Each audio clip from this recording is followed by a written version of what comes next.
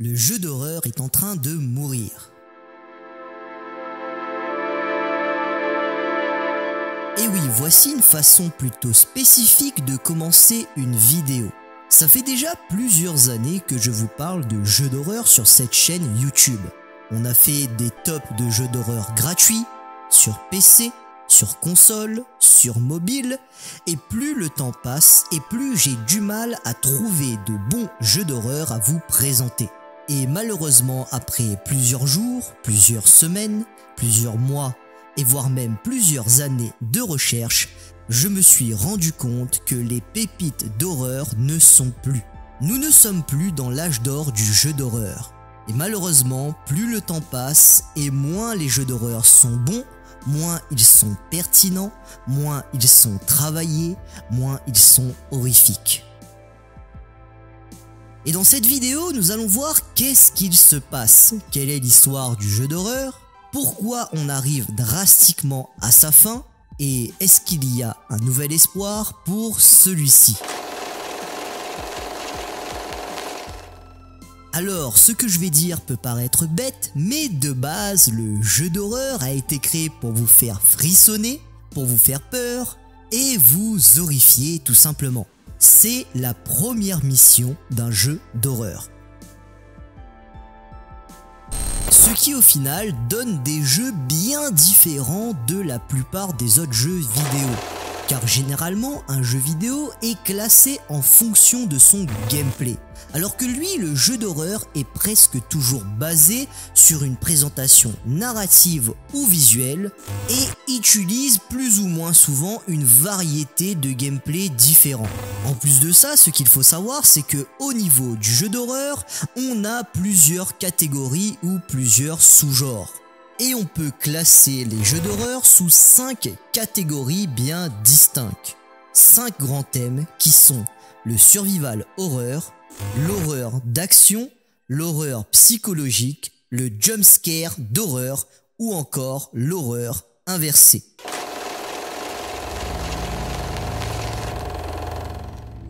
Voyons ce que représente chaque catégorie et allons un peu plus loin dans l'histoire horrifique des jeux d'horreur. Premièrement, le survival horreur. Certainement la catégorie la plus connue des jeux d'horreur. C'est le type de jeu d'horreur qui est le mieux défini. Ces jeux ont d'ailleurs tendance à se concentrer sur la survie du personnage dans un environnement d'horreur avec des ressources limitées. Donc en général, sur ce type de jeu, on a plus tendance à être orienté sur des jeux d'action ou d'action-aventure. Un thème qui est commun à cette sous-catégorie du jeu d'horreur est l'évasion ou la survie du personnage principal. Souvent, on peut par exemple se retrouver dans un univers apocalyptique, très souvent jonché de zombies. On peut prendre par exemple pour cela la saga des Resident Evil, ou encore des jeux comme Days Gone ou le très célèbre Dying Light. Donc comme vous l'avez compris, le survival horror est très souvent le genre le plus représenté et surtout le genre de l'horreur qui bénéficie du plus de budget des studios et des investisseurs. C'est pourquoi on a au niveau du survival horror les plus gros jeux et les jeux qui ont d'ailleurs le mieux marché financièrement. Le deuxième sous-genre du jeu d'horreur est lui aussi très populaire. On parle là de l'horreur d'action. Et comment pourrait-on expliquer ce sous-genre? En gros, il est un peu une retombée des jeux d'horreur de survie, où en général, les éléments des jeux d'action type jeu de tir à la première personne ou encore jeu à la troisième personne sont utilisés pour un côté thème d'horreur de survie. Ce qui les rend un peu plus nerveux et rapides que les survival horror. D'autant que c'est le sous-genre qui gagne de plus en plus en popularité et ce surtout depuis la sortie de Resident Evil 4 en 2005. Et la sortie de Resident Evil 5 et Resident Evil 6 ont un petit peu enraciné ce type de sous-genre de l'horreur et a permis son développement beaucoup plus rapide et sa popularité. Ce qui a donné par la suite des jeux tels que la série Dead Space, Left 4 Dead ou encore The Last of Us. Le troisième sous-genre de l'horreur est un sous-genre qui est très apprécié par les studios indés, l'horreur psychologique, qui lui est vraiment destiné à effrayer le joueur par des états émotionnels, mentaux ou encore psychologiques. Le but là n'est pas de vous faire peur avec des monstres ou des situations gore, mais plutôt de vous faire peur parce que vous ne voyez pas, parce que vous ne comprenez pas. Car finalement, qu'est-ce qui fait plus peur que l'inconnu et le mystère? En général, dans ce sous-genre, on a beaucoup des jeux très narratifs, très contemplatifs, où il faut suivre le fil de l'histoire, s'imprégner de celui-ci et découvrir les mystères qu'il se cachent dans ces jeux. On abandonne en général l'action dans ce type de jeu pour se concentrer sur l'histoire et bien entendu sur la découverte du mystère et de la peur horrifique. On peut retrouver comme représentants de cette sous-catégorie des jeux comme Silent Hill, Phantasmagoria, Doki Doki Literature ou encore le très célèbre Outlast. Le prochain sous-genre est le jeu d'horreur jump scare, lui aussi très prisé dans les jeux indés. Les jeux jump scare sont très simples, ils sont là pour vous surprendre, vous choquer immédiatement au moment où vous y attendez le moins.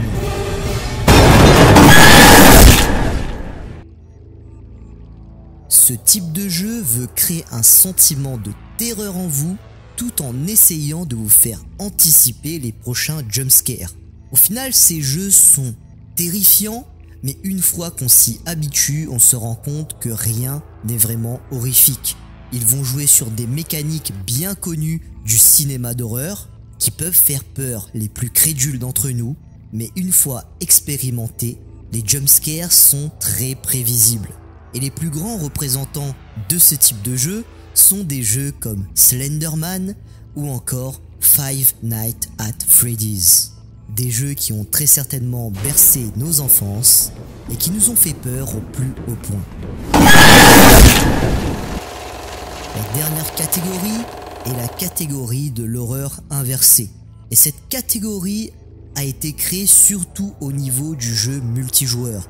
Car dans cette catégorie, on peut mettre des jeux comme Dead by Daylight ou encore Friday the 13th The Game.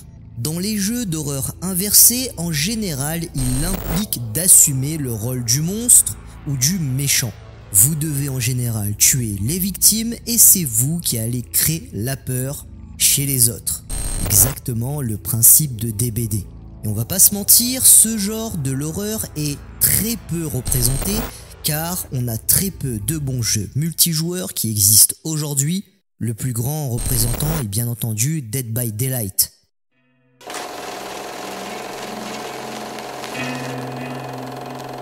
Et voilà qui conclut notre exploration des catégories du jeu d'horreur. Et comme vous le voyez, l'horreur en lui-même, le jeu d'horreur, est tout simplement limité. Bien entendu, on pourrait rajouter une catégorie fourre-tout, car il faut pas se mentir, il y a quand même des petites pépites qu'on ne peut réellement catégoriser dans ces sous-catégories, bien qu'elles empruntent des codes de certaines d'entre elles. Mais comme pour le cinéma, on peut tomber sur des pépites atypiques et tellement originales qu'il est très compliqué de les classifier.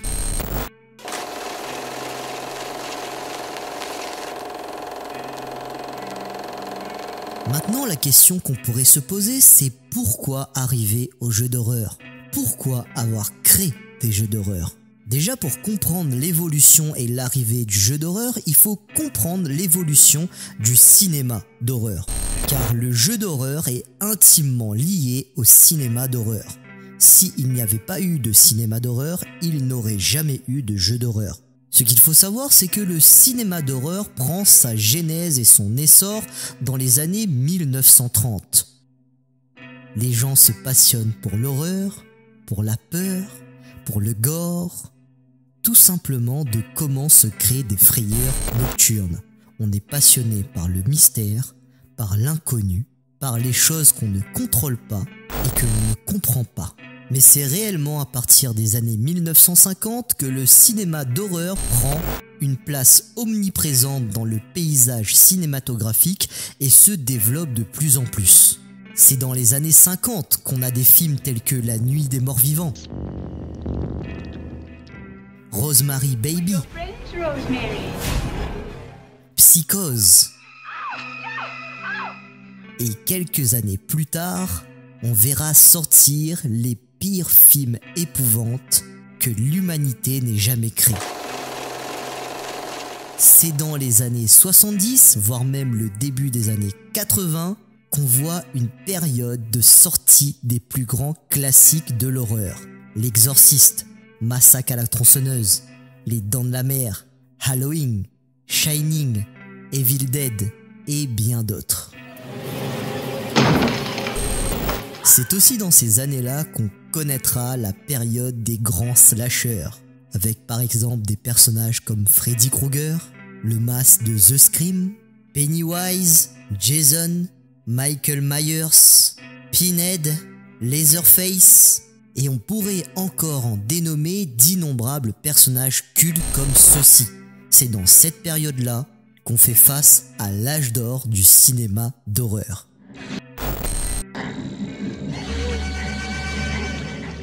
Et finalement, c'est dans ces périodes que justement le jeu d'horreur fera son apparition. Car il y a un marché grandissant, qu'il y a de l'argent à se faire, et ça, les studios et les investisseurs l'ont bien compris. Le public a envie d'avoir peur, et le public a envie d'être engagé dans cette peur.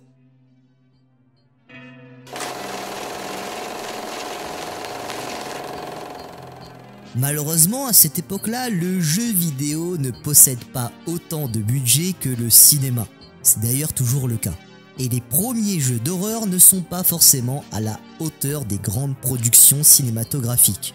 On peut par exemple notifier la première tentative de jeu d'horreur à 1972, avec le jeu Haunted House, qui est une espèce de superposition du film tiré du même nom, sorti sur la première console de jeux vidéo, la Magnavox Odyssey, inspirée de la fiction de la maison hantée.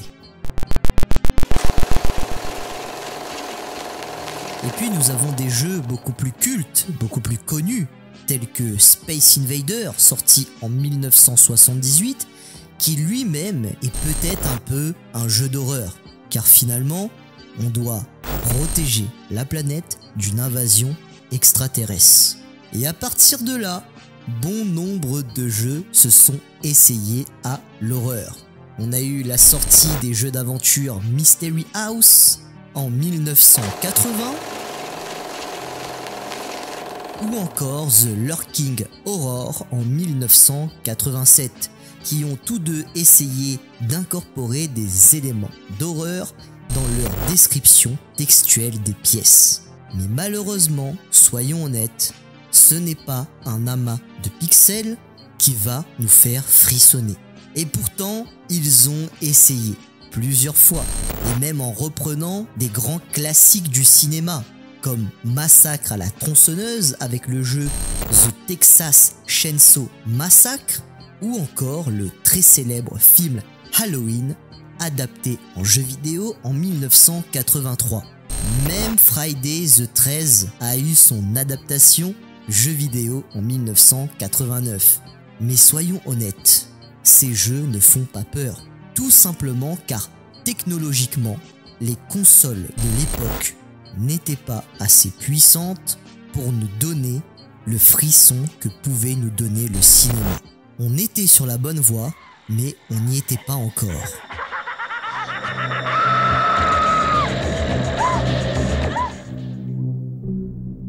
Et puis en 1996 arrive une bombe.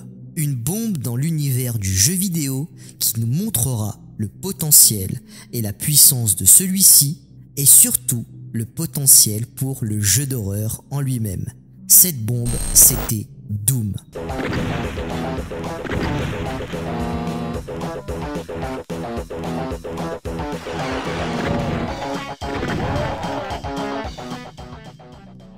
Alors Doom n'est pas à proprement parler un jeu d'horreur, bien que on pourrait le catégoriser dans le survival game. Mais Doom, c'est nerveux, c'est sanglant, c'est restreint, c'est mystérieux, il y a des monstres et on doit survivre.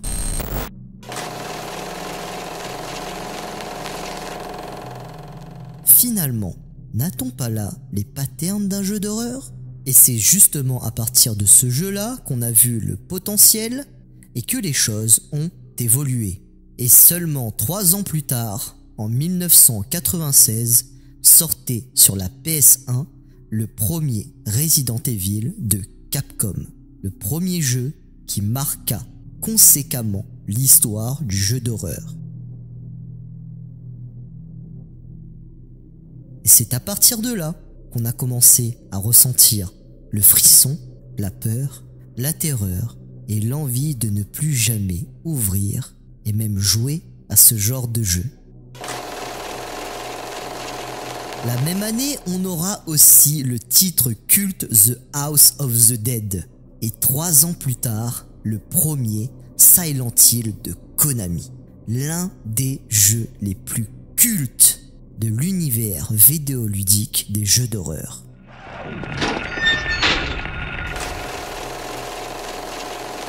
Et puis la suite de l'histoire, vous la connaissez. Des jeux comme Outlast en indépendant sont sortis, la saga des Resident Evil a continué à perdurer, les choses ont évolué, on a vu voir des Slenderman, des Five Nights at Freddy's, des Evil Dead, des Evil Within, des The Last of Us et bien d'autres jeux d'horreur cultes que nous connaissons tous aujourd'hui. Mais finalement, qu'est-ce qui s'est passé ?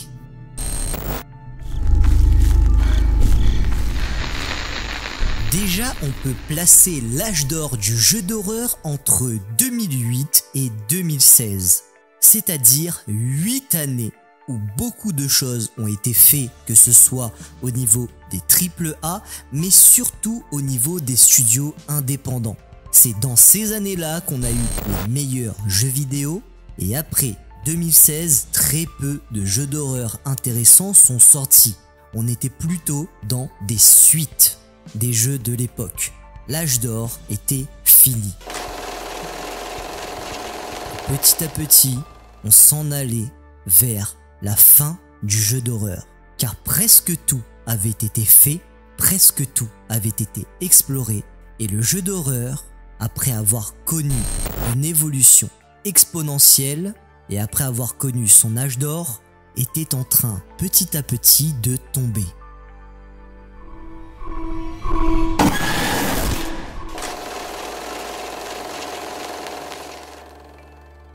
Comment peut-on expliquer cela ? Déjà, ce qu'il faut comprendre, c'est que le jeu d'horreur souffre des mêmes maux que le cinéma d'horreur. Premièrement, que ce soit le cinéma d'horreur ou le jeu d'horreur, ces genres manquent drastiquement de budget, comparativement au genre par exemple de l'action qui bénéficie beaucoup plus de budget que le genre de l'horreur. Aussi, le genre de l'horreur dans sa globalité souffre du manque de prise de risque. On reste très souvent dans la même catégorie d'horreur, soit dans de l'horreur violente ou gore, ou dans de l'horreur subjective. Le manque d'originalité a brisé et a accéléré la décadence du genre de l'horreur, et ce, que ce soit dans le cinéma ou dans le jeu vidéo. Les jeux d'horreur se ressemblent. Ils sont de plus en plus prévisibles, de plus en plus fades, et on regrette l'époque des monstres terrifiants et des expériences horrifiques qui nous empêchaient de dormir. Car pour fonctionner, le jeu d'horreur doit avoir une âme, doit avoir un représentant, un porteur du mal et de la peur.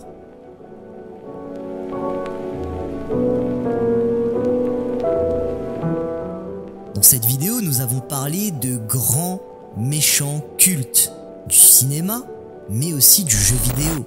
Par exemple, le Slenderman, ou encore Pennywise, Pinhead, tous des personnages plus cultes les uns que les autres.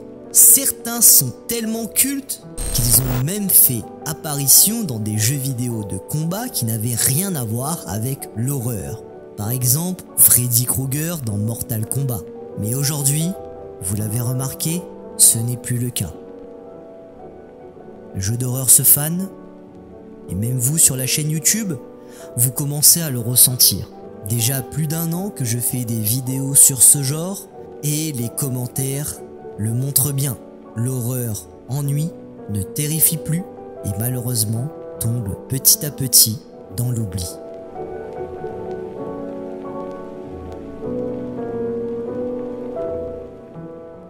Peut-être que nous devons juste nous résigner et accepter que le jeu d'horreur arrive à sa fin. Car plus les années passent, plus il perd en notoriété, plus il perd en qualité, et plus les personnes délaissent ce genre du jeu vidéo pour s'adonner à d'autres types de jeux qui peut-être sont plus intéressants. On arrive donc petit à petit à la fin du jeu d'horreur.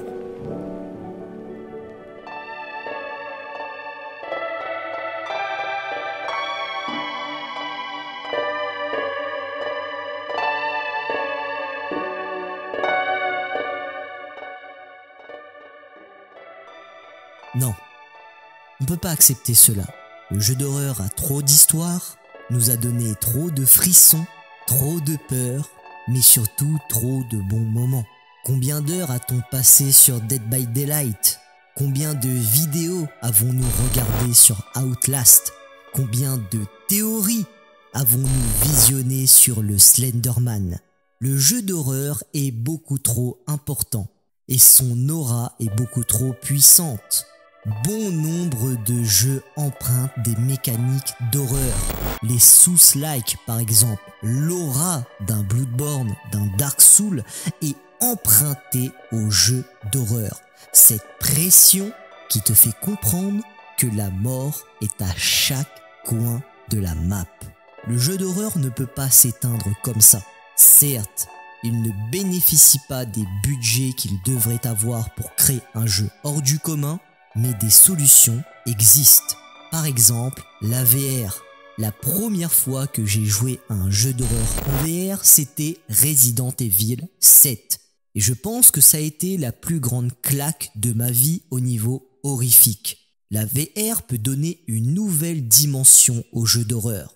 Un nouveau poids, de nouvelles possibilités. Car nous ne sommes plus un acteur extérieur au jeu, nous entrons dans celui-ci. Et l'horreur crée ses vices directement avec nous. Donc peut-être voilà une piste à aller explorer. Mais il y en a bien d'autres.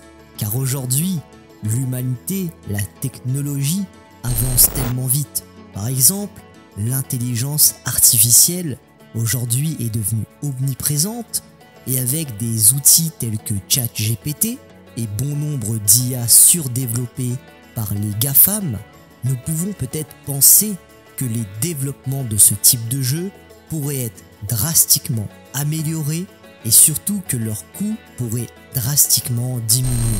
Si la première plaie du jeu d'horreur est le budget, si on peut le réduire et continuer à créer quelque chose de qualité, peut-être que l'IA, elle, pourra nous aider à faire évoluer ce genre tellement culte et qui nous garde encore tellement de secrets. Et surtout, je ne veux pas croire que la folie et que l'imagination humaine ait atteint sa limite. L'humain est beaucoup trop imprévisible pour que tout ait été fait, pour que tout type de monstre ait été créé et pour que la peur et la terreur aient terminé de nous horrifier. Le jeu d'horreur a encore de l'avenir. À nous de le soutenir, à nous d'être à l'affût des divers pépites et de les mettre en avant, et surtout, à nous d'aller explorer des paysages inconnus.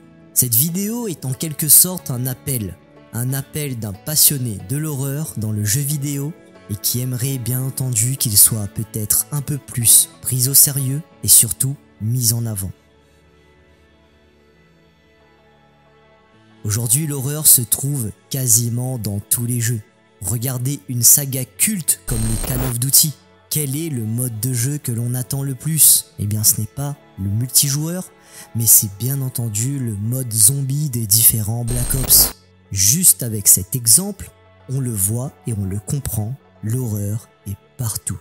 Et qui sait, peut-être que ce sera vous, le créateur du prochain vidéo qui basculera l'histoire du jeu d'horreur.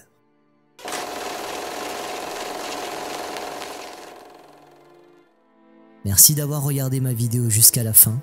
Si vous avez apprécié mon travail, n'hésitez pas à liker celle-ci pour m'aider et bien entendu à vous abonner à la chaîne YouTube.